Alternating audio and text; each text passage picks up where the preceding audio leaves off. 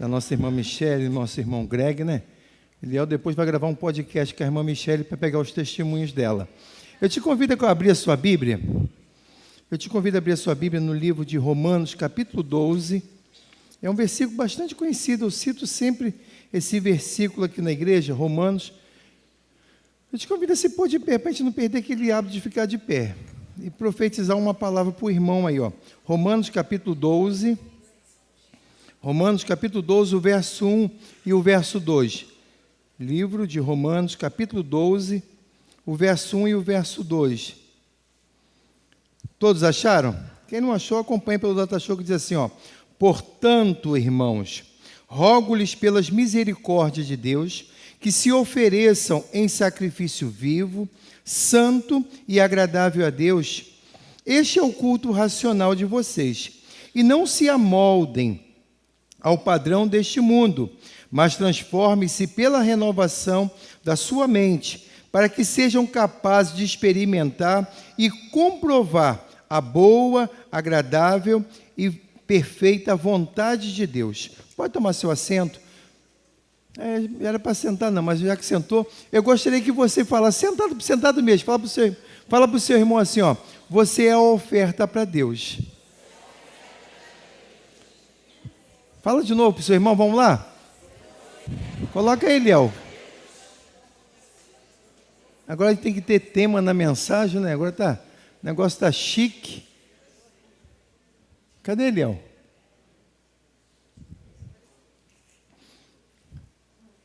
Minha oferta sou eu. Eu e você somos a oferta agradável a Deus. Sabe, nós vivemos um tempo que as pessoas estão muito fugindo das suas responsabilidades. As pessoas querem que outros faça o que ela tem que fazer. As pessoas não querem se envolver em educação de filhos, porque educar filhos dá trabalho. E se você não tiver trabalho na educação do seu filho, é sinal que você não está educando, porque educar dá trabalho. Sabe, tomar decisões não é fácil, requer atitude, requer muitas coisas, e às vezes nós fugimos das nossas responsabilidades e procuramos caminhos mais fáceis. Procuramos, de todos os meios, achar caminhos mais fáceis e fugir do principal propósito de Deus. Eu conversava com a minha esposa um tempo atrás, ela foi membro de uma igreja lá na Barra, ela cuidava do Ministério de Louvor da igreja lá, e eu perguntando a ela como funcionava a igreja lá na Barra, ela falou, ó, os mesmos problemas que a gente tem em Jacareí, lá tem, só que de uma maneira diferente. Lá não tem problemas financeiros. A igreja da Barra não tem problemas financeiros, mas tem problemas de sol quente, as pessoas não vão à igreja, as pessoas não têm muito compromisso. Por quê? Eles dão os dízimos, dão as ofertas, eles acham que já fizeram tudo o que deveriam fazer. Só que no mundo do relacionamento com Deus, Deus não está interessado no seu dinheiro, Deus não está interessado na sua casa, Deus está interessado na sua vida. E às vezes nós queremos dar as coisas para Deus, queremos dar as coisas para as pessoas. Por que tem muitos filhos hoje com mau comportamento? Porque os pais enchem de coisas, mas não dá a presença. O que o teu filho precisa muito mais do que um iPhone é a sua presença, a sua companhia, que é muito mais importante do que o que você tem dado. E as pessoas querem fazer isso no relacionamento com Deus. As pessoas querem se relacionar com Deus, querem dar as coisas para Deus, mas não querem se entregarem para Deus. E o apóstolo Paulo ele vai nos mostrar que a oferta que agrada a Deus é a nossa vida. Jesus ele começa o seu ministério conversando com uma mulher num poço chamado Poço de Jacó, uma mulher samaritana. Ela foi num horário inapropriado buscar água, e Jesus ele fica ali observando aquela mulher. Ele foi com o intuito de evangelizar aquela mulher. Ele não foi uma obra do acaso, nem uma obra do que aconteceu. Foi um propósito de Deus, que ele vai dizer para os discípulos que era necessário passar por Samaria. E quando ele chega naquele poço, chamado Poço de Jacó, ele manda os seus discípulos na cidade comprar comida. Ele manda os 11 discípulo, ele prefere ficar sozinho, porque aquela conversa ele precisava ter com aquela mulher e ninguém poderia atrapalhar aquela conversa.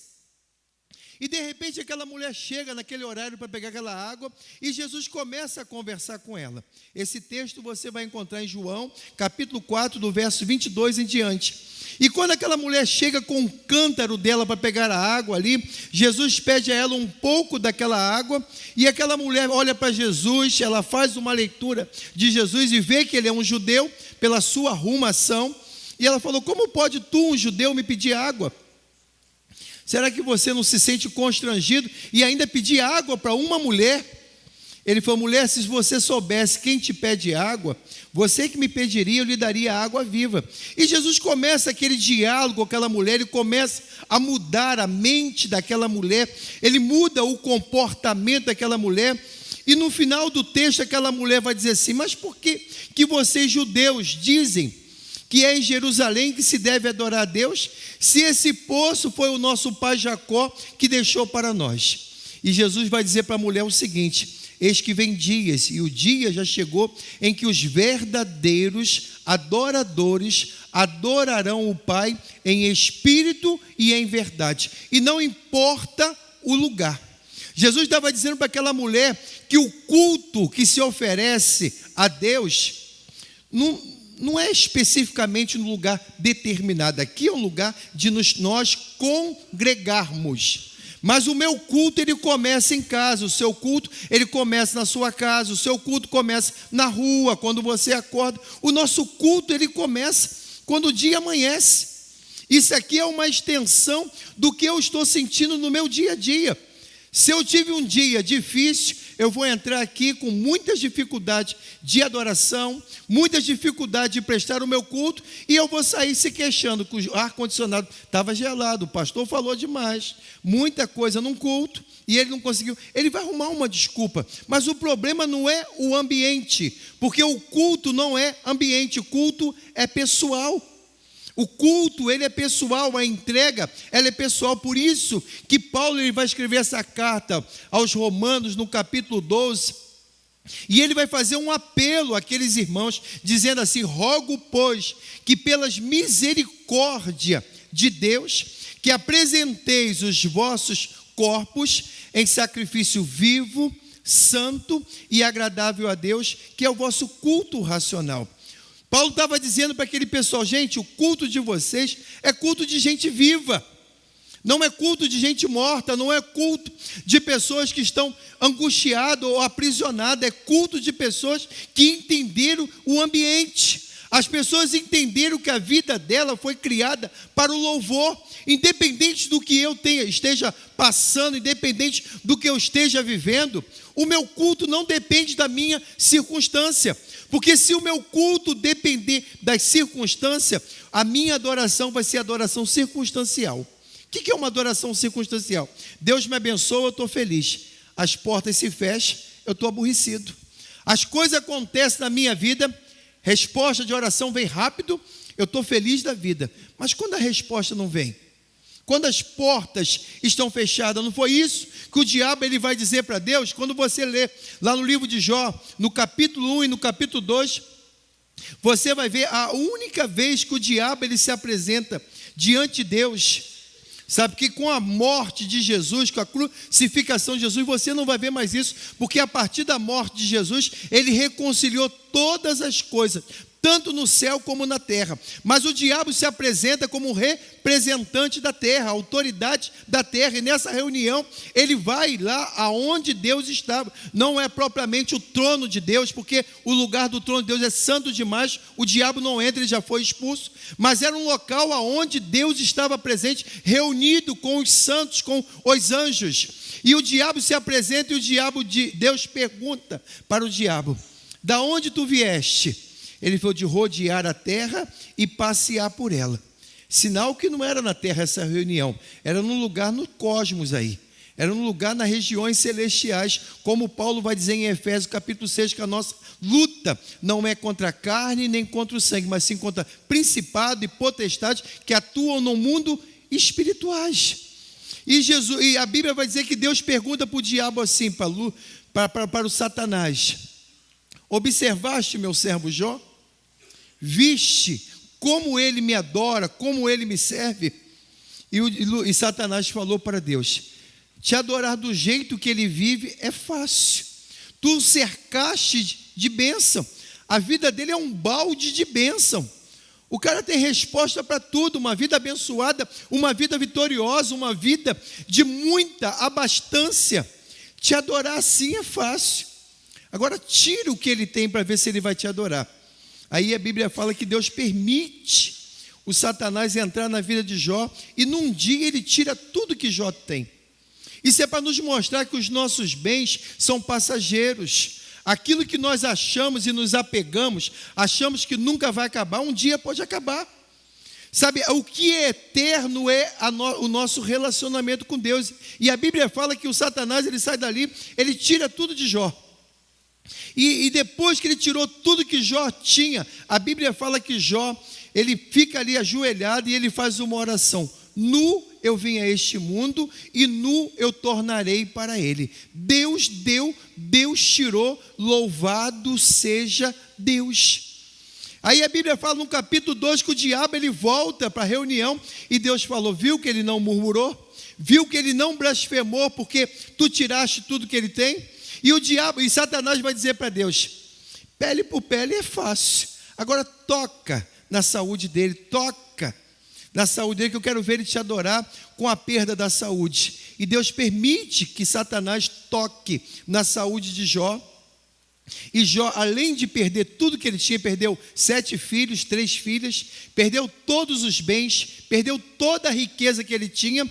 E Jó, a partir daquele momento, ele vai morar num lugar que era chamado de leprosário. Leprosário era do lado do lixão da cidade. Aonde se jogavam os lixos, ficavam os leprosos do lado. E a Bíblia fala que a mulher de Jó, ela ia levar comida para Jó, ela tinha que anunciar a chegada dela. Jó, estou chegando. Aí Jó recuava, porque não poderia ter contato. Aí Jó recuava, ela deixava a comida, Jó pegava comida, comia comida, enrolava em alguma vasilha, alguma coisa, ela pegava e ia embora. E um dia aquela mulher olhando aquela situação toda, de repente você pode pensar, que mulher louca, que mulher insensata. Mas quem acompanha a dor de alguém, ele fica doente como quem está doente. Às vezes não é só a pessoa que está passando um problema. Quem está acompanhando o problema da pessoa também está sentindo a dor, está convivendo com a dor do outro. E aquela mulher fala, Jó, ninguém aguenta viver desse jeito. Amaldiçoa esse Deus e morra, Jó. Dá cabo à tua vida. E Jó fala, tu fala verazmente como uma louca. Como posso eu amaldiçoar o meu Redentor? Porventura só seria grato a Deus pelas boas coisas, só o louvaria quando tudo vai bem, quando tudo acontece? Será que eu não deveria dar louvor a Deus quando os momentos de dificuldade chegassem na minha vida? E Jó, ele não murmura contra Deus. E o sofrimento de Jó levou 40 anos. 40 anos de luta, 40 anos de dificuldade, e às vezes nós falamos, mas pastor, a luta quando demora muito, ela rouba as forças. Quando o tempo, o sofrimento, ele fica muito extensivo, ele fica cansativo. Mas a Bíblia fala que Jó, ele nunca perdeu o propósito de acreditar em Deus, de confiar em Deus, de descansar em Deus. Às vezes nós, no meio da luta, no meio da dificuldade, nós paralisamos ou até nos afastamos, porque nós perdemos o nosso olhar de Deus. Porque se os nossos olhos estiverem fitos em Deus, as dificuldades elas não nos irão nos afastar. Porque no momento de dificuldade, a mão do Senhor, ela se manifesta. Se você ouvir as histórias das pessoas que passaram momentos difíceis na sua caminhada, você vai ouvir testemunhos de milagre, testemunhos de experiência que ser humano poucos tiveram, porque naquele momento que a pessoa pensava que estava abandonada, sozinha, ela teve experiências com Deus que marcaram a vida dela. E essas experiências foi combustível para ela se manter de pé.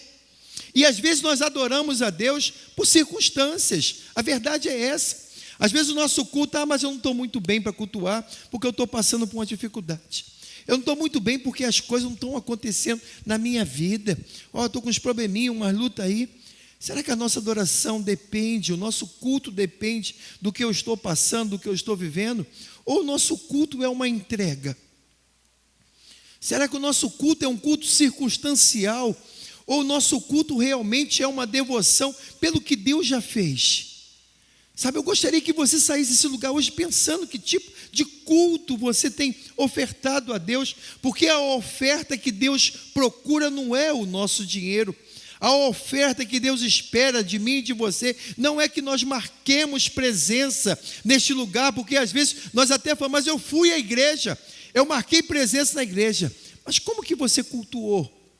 Como que você ofertou o seu culto para Deus? Como que você fez a sua entrega para Deus? Às vezes nós até falamos, mas eu fui, eu fiz, eu entreguei. Mas como que nós entregamos? Como que nós fazemos? Como nós conseguimos chamar a atenção de Deus? A Bíblia conta uma passagem que Jesus sentou na escadaria do templo e ficou do lado de um gasofilaço, como esse que nós usamos aqui, não desse modelo aí, mas era um gasofilaço. E ele sentou naquela escadaria e ficou observando as pessoas colocarem as suas ofertas. E muita gente colocou somas elevadas de oferta ali e foram embora. Mas quando aquela mulher colocou as moedinhas ali, aquilo chamou a atenção de Jesus. Não foi o volume de dinheiro que chamou a atenção de Jesus, mas o tipo de entrega que aquela mulher fez.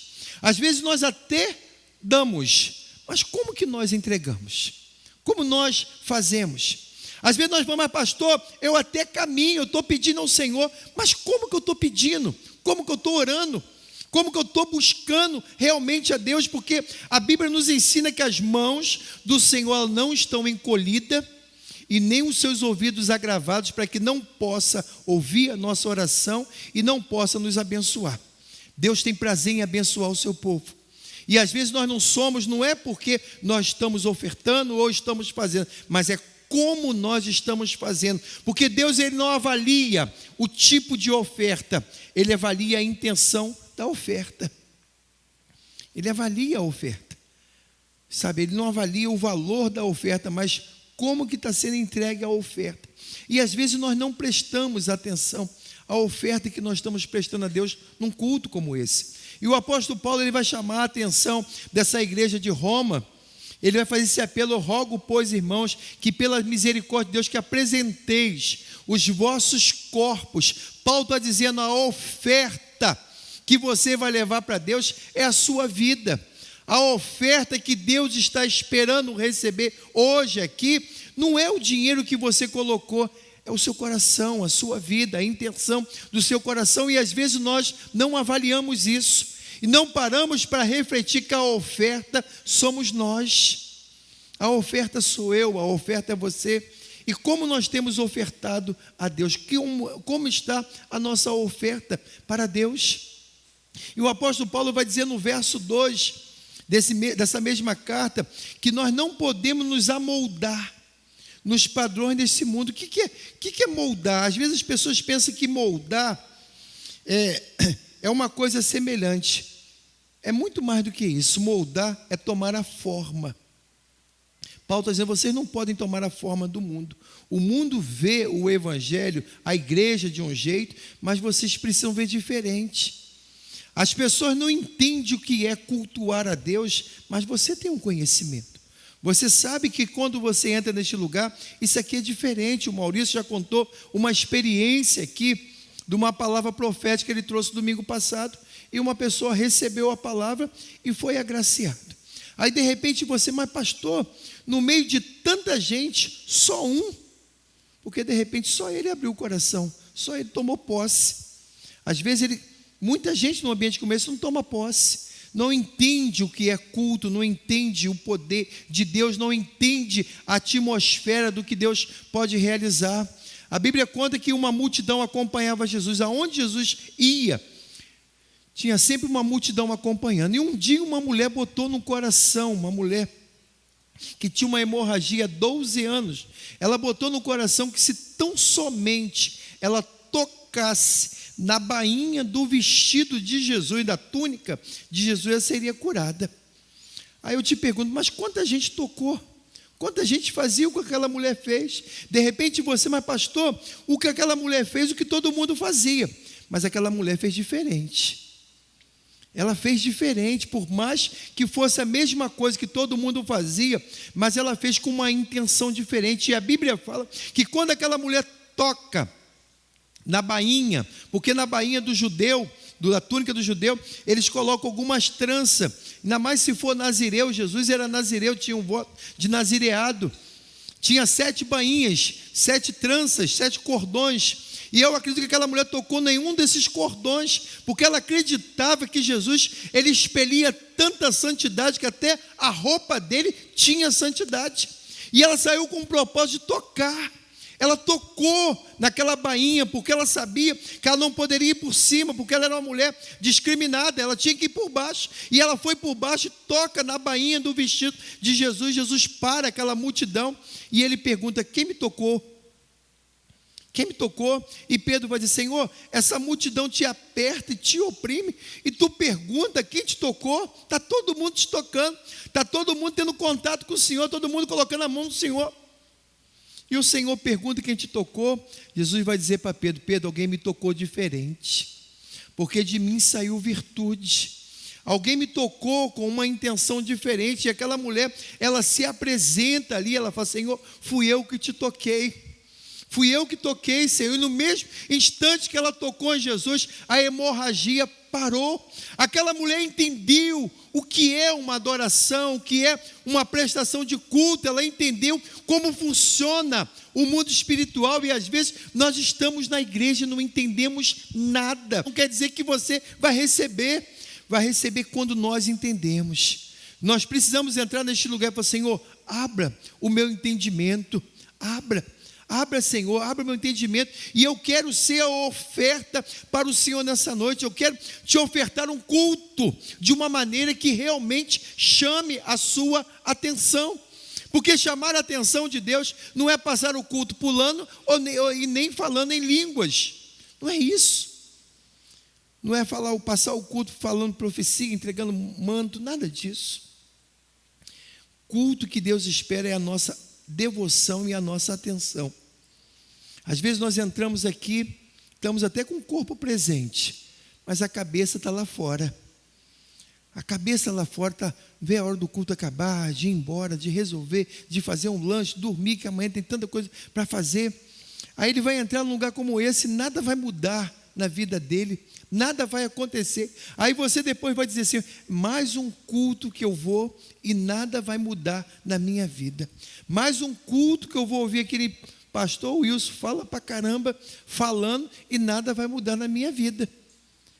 Aí, mas o problema não é o pastor Wilson que fala pra caramba, é que você que não entendeu o culto.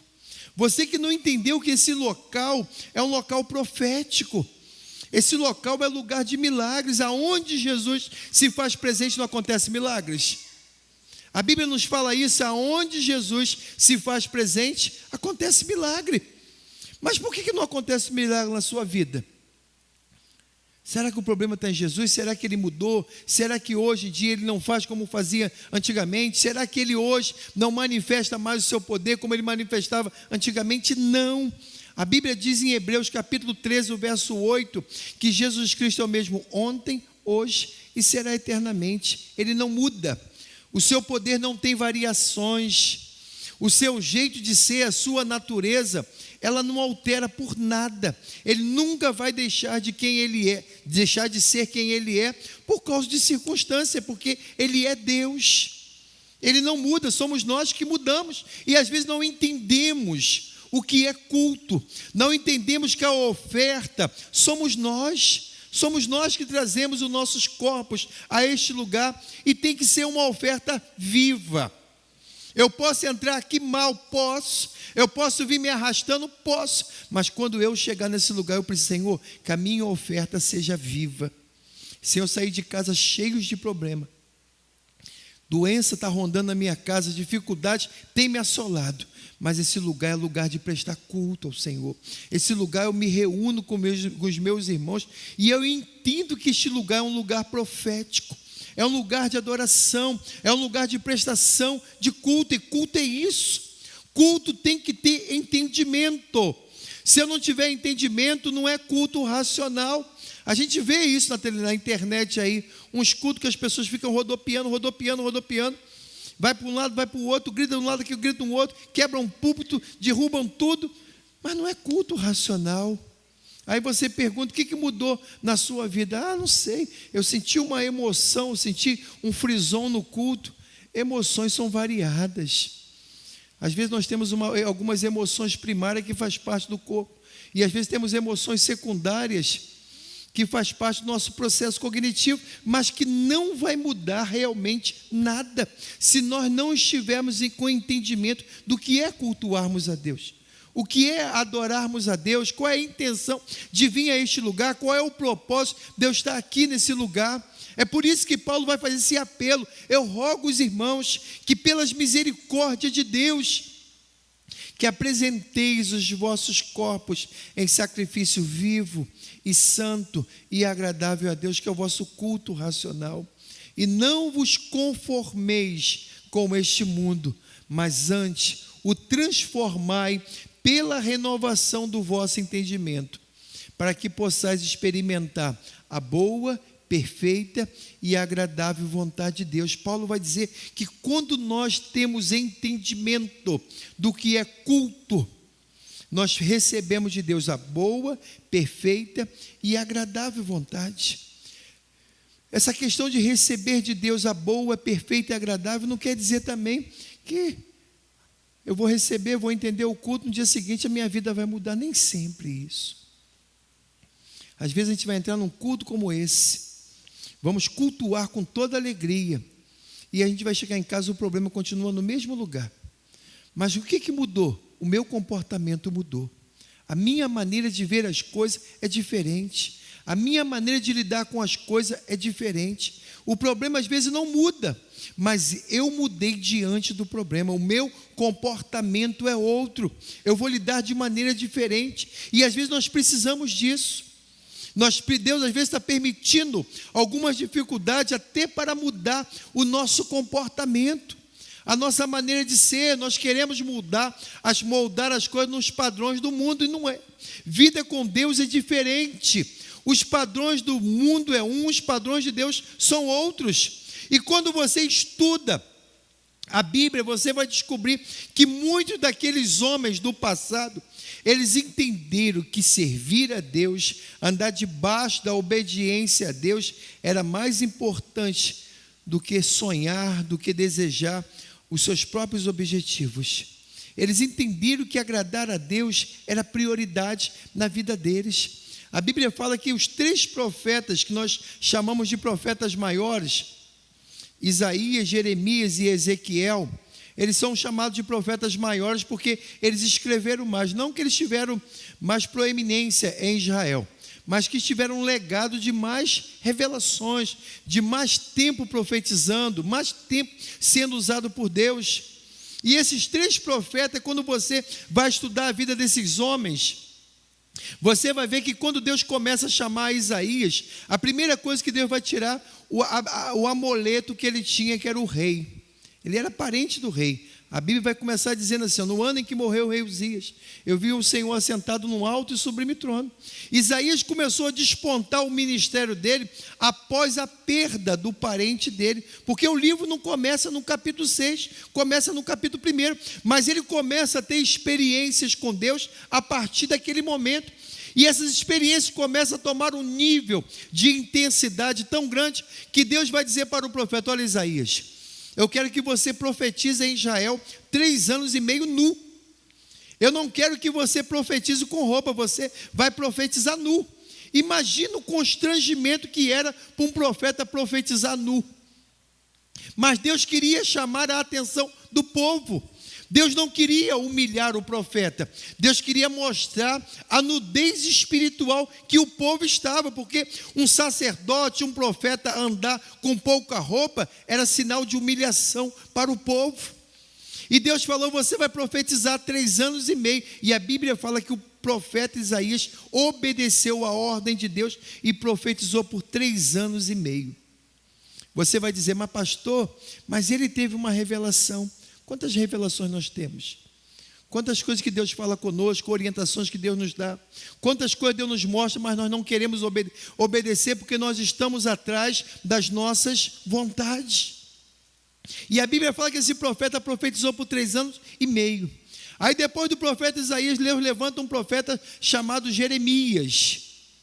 A Bíblia fala que quando Deus chama Jeremias, Deus fala assim: Jeremias, eu vou te levantar e te constituir como profeta para as nações. E Jeremias vai teimar com Deus e falar: Senhor, eu sou uma criança, eu sou muito novo para um ofício desse. E Deus nos diz que você é uma criança, porque desde o ventre da sua mãe eu já havia escolhido. Não importa a capacidade que você tem, importa a obediência que você tem ao chamado. E quando o profeta ele obedece ao chamado, Deus vai dizer para o profeta: ó, e você não vai casar, você vai ficar solteiro, você não vai casar, você vai viver exclusivamente para a minha vontade. E aquele profeta não pôde casar. Aí no capítulo 17 você vai ver um desabafo de Jeremias com Deus. Ele vai dizer: Senhor, tu me enganaste, Senhor, tu foste muito mais forte do que eu, e o Senhor me enganou, o Senhor não fez como eu esperava. Aí Deus vai dizer para Jeremias: Jeremias, você lutando com os homens está desse jeito, imagina quando você entrar na luta com os animais mais ferozes, quando você entrar em questões espirituais maiores. Jeremias estava se queixando de lutas pequenas. Deus falou: você está se queixando de coisas pequenas, você vai entrar no nível que você vai enfrentar coisas maiores. Se nas coisas pequenas você está se mostrando com essa fraqueza, imagina quando chegar nas coisas grandes. E às vezes nós estamos assim, coisas pequenas, nós já nos desesperamos. E a Bíblia vai nos ensinar que se te mostrares frouxo no dia da tua adversidade, a tua força vai ser pouca. E Deus ele fala isso para Jeremias: você não vai casar. E Jeremias não casa, ele tem todo um ministério de carreira solo, profetiza, é usado por Deus, e no final da sua história ele ajunta um dinheiro, ele consegue ajuntar um dinheiro. Deus falou assim: vai lá, compra aquela propriedade. Ele falou: Senhor, mas aquilo não tem valor, ninguém está dando valor àquela área. Deus falou: vai lá, eu quero que você pegue aquela herança que você recebeu da sua família e compre uma propriedade, porque quando você comprar uma propriedade ali, aquele lugar vai ser abençoado, aquele lugar vai avançar. Jeremias entende e obedece. Nem sempre obedecer à ordem de Deus é fácil, mas é o melhor para as nossas vidas. E Jeremias ele tem um final nobre, passa por muitas dificuldades, vários calabouços, vários açoites, mas Jeremias nunca saiu do propósito de Deus. E tem um outro profeta que nós chamamos de profeta Ezequiel, que Deus o chama de filho do homem o tempo todo. Toda vez que Deus vai se referir ao profeta Ezequiel, o chama de filho do homem. E no meio do livro do profeta Ezequiel, Deus dá uma revelação para o profeta Ezequiel e vai dizer assim: olha, eu vou tirar aquela doçura dos teus olhos, e vai ser uma morte rápida e sem você esperar, e você não vai poder prantear, não vai poder chorar e nem colocar roupa de luto, e ainda vai profetizar para o meu povo. Vai profetizar. Sabe qual era a doçura dos olhos do profeta Ezequiel? A esposa que ele amava, aquela mulher linda, pelo jeito deveria ser muito linda, que ele chama a doçura dos olhos dele. E Deus fala: eu vou tirar ela, e você não vai poder prantear, você não vai poder chorar. E sabe o que o profeta faz? O profeta entende e obedece. Às vezes nós não queremos obedecer a Deus, não queremos entender o que Deus está fazendo, porque nós ficamos muito mais interessados nos nossos sonhos, nas nossas realizações, do que andar de acordo com a vontade de Deus, andar de acordo debaixo da orientação de Deus. É isso que Paulo está nos orientando, é isso que Paulo está falando, nós temos que andar debaixo da direção de Deus. Mas pastor, nem sempre andar debaixo da orientação de Deus vai ter vida mansa. Às vezes não temos vida mansa nessa terra, mas nós temos a certeza de uma vida eterna, nós temos a garantia de uma eternidade que muitos não têm. Sabe, quando você ouve a história desses homens, você vai lá para a galeria da fé, você vai ver que foram homens dos quais o mundo não era digno. Hebreus capítulo 11, o verso 23, vai dizer que esses homens, do qual andaram errantes, vacilantes neste mundo, esse mundo não era digno deles, porque eles entenderam o chamado e preferiram amar mais a Deus do que as suas próprias vontades. Cultuar a Deus é isso, é amar mais a Deus do que as nossas próprias vontades. Às vezes Deus pede algo para a gente que parece ser difícil, mas Ele tem um controle do que Ele está pedindo para nós. E às vezes entregar para Deus aquilo que Ele está pedindo, nós temos muita dificuldade, porque nós nos apegamos às coisas, nós botamos sentimento nas coisas. Mas quando nós entendemos que entregar para Deus, porque a oferta não se segura, a oferta se entrega. E quando nós entregamos para Deus, aí nós começamos a vivenciar a boa, perfeita e agradável vontade de Deus. Não esqueça disso, a oferta é você. A oferta para Deus é você, não é o seu dinheiro, não é a sua casa. Deus não quer a casa de ninguém. Deus não está interessado no seu dinheiro, porque Ele é dono do ouro e da prata. Tudo pertence a Ele, é Deus, Ele tem tudo. A Bíblia diz que no céu as ruas são de ouro, o mar é de cristal, não falta riqueza no céu. Deus não está interessado no seu dinheiro, Deus não está interessado na sua casa, Deus está interessado em você. A oferta, ela é você. Quando você vir a este culto, quando você amanhecer de manhã, que você possa dizer: a minha oferta sou eu.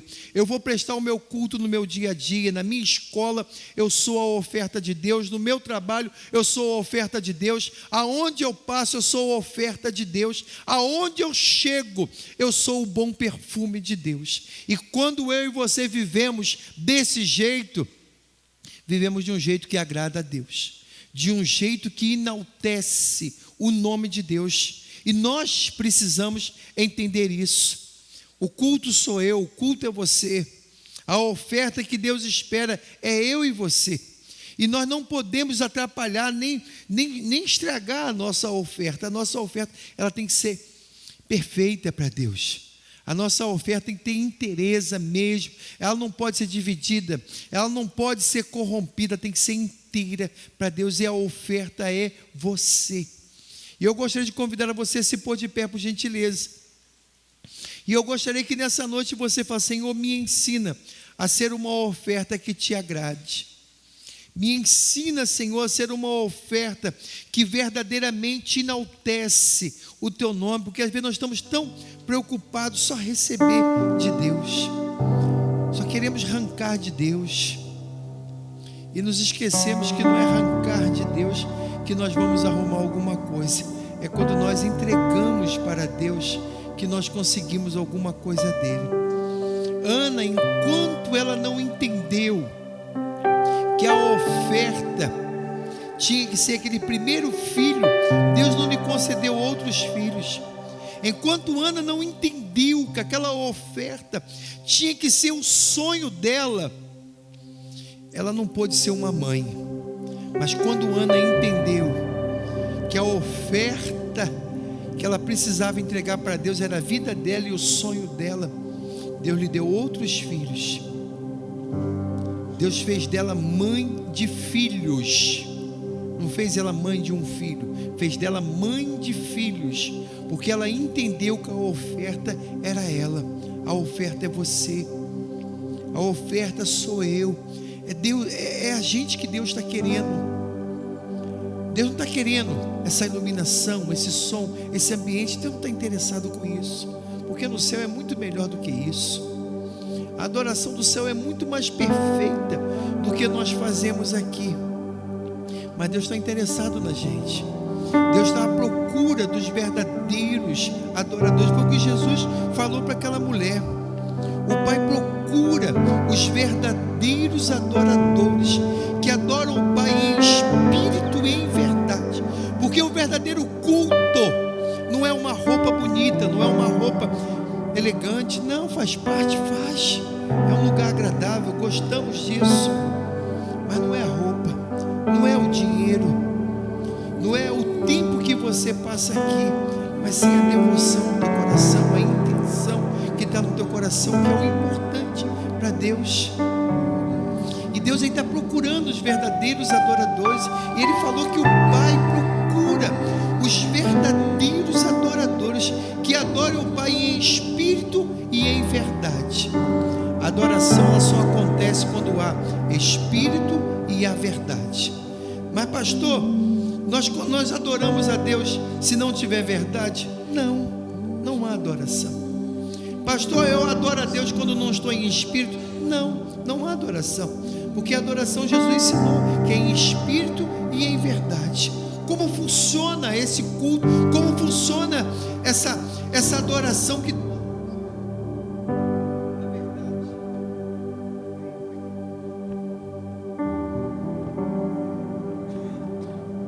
essa verdade, Ele é o Espírito Santo. O Espírito é o Espírito da verdade. Ele é a verdade. Ele fala conosco o que Deus quer de cada um de nós. Ele fala conosco o padrão que Ele espera de cada um de nós. O Espírito, Ele é da verdade. Ele nos coloca na verdade. Nós não podemos andar se não tiver verdade. Se nós não estivermos na verdade, não há adoração. A adoração tem que ter verdade, tem que ter sinceridade. A verdade é fundamental para a adoração. Mas essa verdade não quer dizer que eu tenho que ser perfeito. Eu não sou, você não é perfeito, nós somos falhos. E Deus sabe das nossas fraquezas, e Deus sabe das nossas falhas. Deus sabe. Mas Deus, Ele espera da gente verdade. Qual é a verdade que nós temos que falar para Deus? Senhor, eu não sou o que eu gostaria de ser, e não ando do jeito que eu gostaria de andar, não faço o que gostaria de fazer, mas Senhor, tenha misericórdia de mim. Senhor, separa o meu coração, a minha vida para Ti. Separa, Senhor, as minhas intenções em Te louvar, em engrandecer o Teu nome, meu irmão. A Bíblia diz que um coração contrito e aquebrantado o Senhor jamais desprezará. Deus está à procura de corações contritos e quebrantados, aonde há verdade. E estar em espírito é estar nesse local, entender este lugar, é estar com o coração aqui, a mente aberta. Porque Deus não vai falar com quem está em casa. Às vezes nós falamos assim, mas quem tinha que ouvir essa palavra, quem tinha que estar na igreja ontem, é o meu irmão, é o meu marido, é fulano. Não, Deus não fala com o corpo ausente, Deus só fala com o corpo presente. Deus não fala com quem ficou em casa, Ele fala com você. E Deus não vai mandar recado para quem ficou em casa. Não adianta você chegar aqui para pregar o que ouviu aqui hoje por fulano, porque não foi por fulano. A mensagem é para você. Sabe, às vezes nós não fazemos isso em espírito e em verdade. Aonde há verdade, aonde nós estamos em espírito ligado com Deus, a boa mão do Senhor nos acolhe. A boa mão do Senhor está conosco. E quando o nosso culto ele é aceito por Deus, independente do que aconteça no culto, independente se o som parou, se a luz ficou ruim, se o microfone ficou ruim, se o instrumento desafinou, não importa, porque culto é individual. Às vezes nós entramos nos cultos que a gente fala, meu Deus, que só misericórdia. Mas tem pessoas que saem falando assim, nossa, que culto. Olha como eu ouvi a voz de Deus, como eu me alegrei naquele culto, como aquele culto foi abençoador para a minha vida. Porque aquela pessoa, ela entrou em espírito e ela entrou em verdade. E eu e você precisamos entrar nesse local com esse propósito, com essa mentalidade. Nós temos que transformar a nossa mente. Nós temos que entrar nesse lugar com a mente transformada, entendendo que esse lugar é um lugar profético. Este lugar realmente é um lugar que Deus ele manifesta da sua grandeza, do seu amor, do seu poder. E eu e você precisamos desse favor de Deus. Eu e você precisamos ser alcançados por essa graça.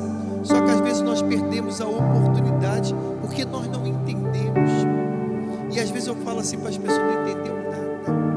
Não entendeu nada do Evangelho, não entendeu nada do culto, não entendeu nada do que Deus estava falando, do que Deus fez naquela noite.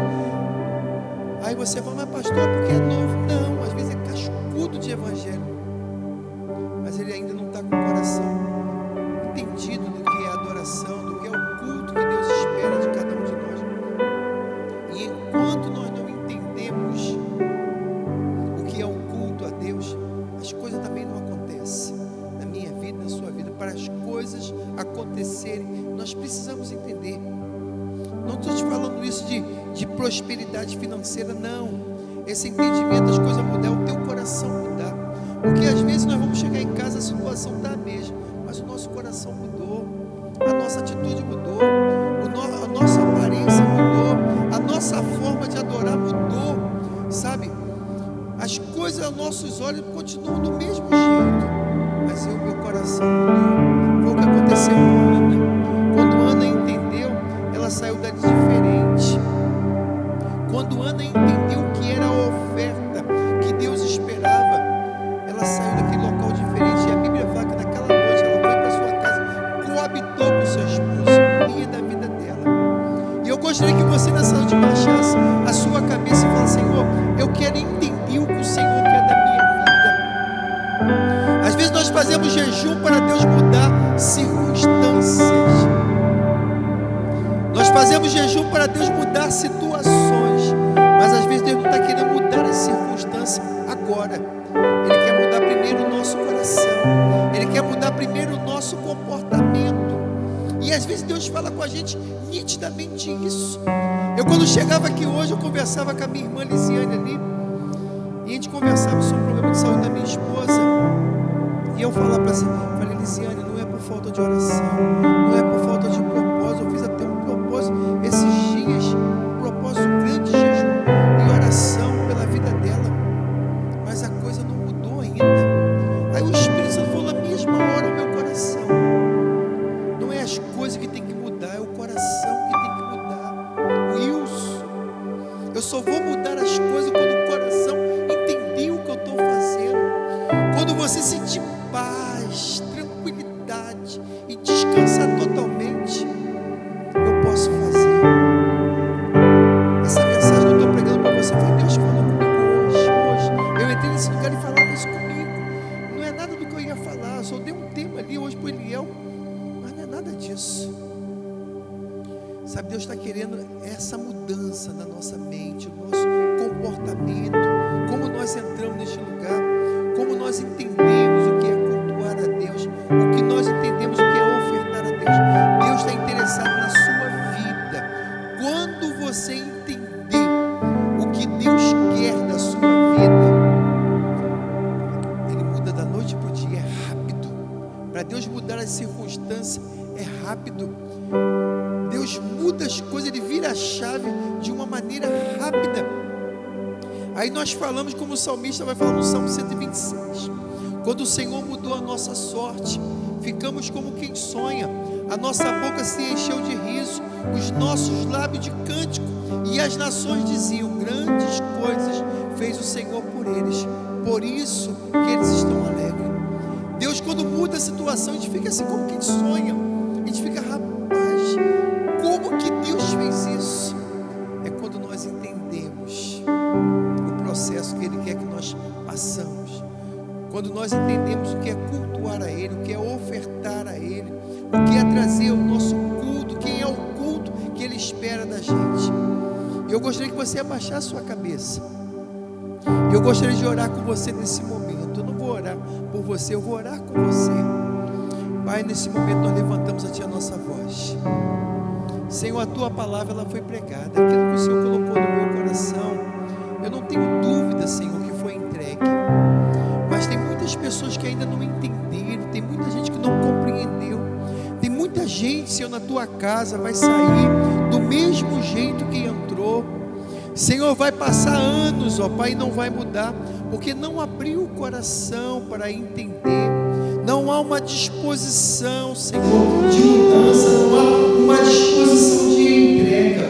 Mas eu quero te pedir nessa noite, aquele que tem entendido essa entrega, aquele que tem buscado essa mudança, aquele que tem buscado experimentar do Teu favor, eu quero te pedir: faça na vida desse homem, dessa mulher, Senhor, aquilo que lhe apraz, aquilo que está no Teu coração, e cumpra, Senhor, na vida do meu irmão, na vida da minha irmã, as Tuas promessas.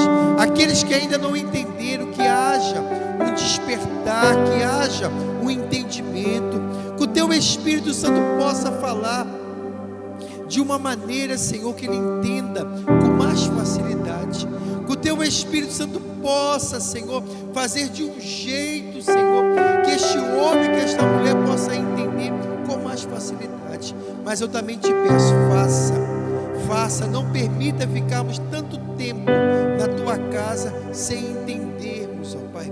Não permita virmos a este lugar, passarmos 2 horas neste lugar e não entendermos nada, mas que nós possamos compreender, Senhor, a tua vontade, a tua soberania, Senhor, e que nós saiamos deste lugar principalmente edificados e firmados na tua palavra. Eu apresento a ti a tua igreja nessa noite, e eu já te agradeço em nome de Jesus, amém. Eu gostaria de fazer um convite para você, você que entrou neste lugar,